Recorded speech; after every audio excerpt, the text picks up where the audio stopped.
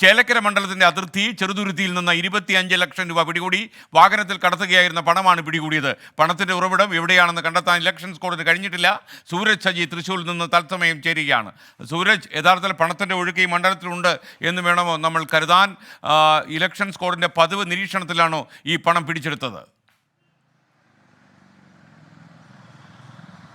എസ്കെൻ, election സ്ക്വാഡിന്റെ പതിവ് പരിശോധനയുടെ ഭാഗമായിക്കൊണ്ട് നടത്തിയ പരിശോധനയിലാണ് ഇപ്പോൾ ഈ 25 ലക്ഷം രൂപ പിടിച്ചെടുത്തിരിക്കുന്നത്. ചെറുതുരുത്തി പാലം കടന്ന് ഈ കലാമണ്ഡലത്തിന് മുന്നിലെത്തുന്ന സ്ഥലത്ത് ഈ ഇലക്ഷൻ സ്ക്വാഡ് ഒരു പരിശോധന നടത്തിയിരുന്നത്. കഴിഞ്ഞ ദിവസങ്ങളിലെല്ലാം തന്നെ അവിടെ ഇലക്ഷൻ സ്ക്വാഡ് ഈ വാഹനങ്ങൾ തടഞ്ഞു നിർത്തി പരിശോധിക്കുന്നുണ്ടായിരുന്നു. അങ്ങനെ നടത്തിയ പരിശോധനയിലാണ് ഇപ്പോൾ ഒരു വാഹനത്തിൽ നിന്ന് 25 ലക്ഷം രൂപ പിടിച്ചെടുത്തിരിക്കുന്നത്. ഈ കൊളപ്പള്ളി സ്വദേശികളാണ് ഈ 25 ലക്ഷം രൂപ വാഹനത്തിൽ കടത്തിയത് എന്നുള്ളതാണ് ഈ ഇലക്ഷൻ സ്ക്വാഡ് ഇതുമായി ബന്ധപ്പെട്ടുകൊണ്ട് കണ്ടെത്തിയിരിക്കുന്നത്. പക്ഷേ ഈ പണത്തിന്റെ കൃത്യമായ ഉറവിടം സംബന്ധിച്ചുള്ള വിവരം ഇവരിൽ നിന്ന് ലഭ്യമായിട്ടില്ല.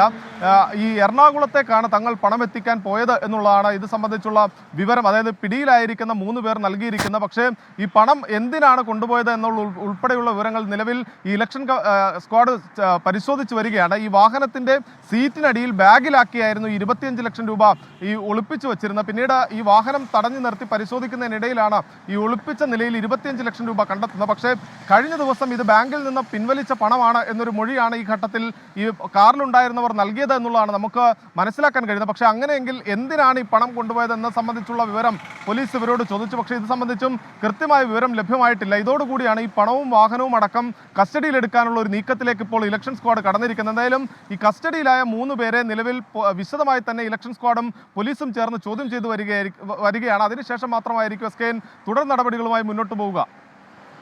Thank you. സൂരജ് സജിയാണ് വിവരങ്ങൾ നൽകിയത്. ചെറുതുരുത്തി കലാമണ്ഡലത്തിൻ്റെ മുന്നിൽ വെച്ച് നടത്തിയ പരിശോധനയിലാണ് 25 ലക്ഷം രൂപ പിടികൂടിയത്.